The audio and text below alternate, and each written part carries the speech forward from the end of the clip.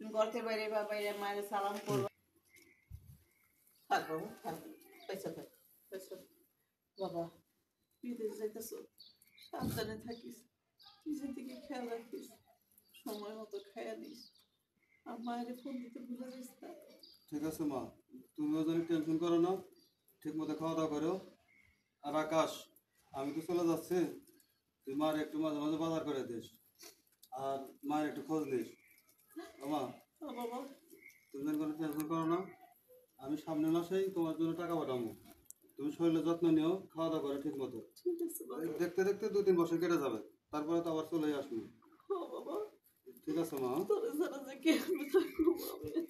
আল্লাহ, আল্লাহ তুমি আমার পোলাটা ভালো রাখো।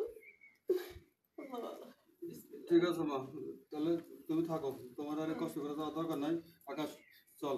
চলো ভাই। সাঁতরে যাই বাবা। ঠিক আছে মা। আকাশ যা। আচ্ছা চাচি, কোনো টেনশন করো না, হ্যাঁ? আচ্ছা যা। দোয়া করো ভাই তোর ভাই আগে দিয়ে। আচ্ছা। আল্লাহ নিয়ে যায় আমার একটা মাত্র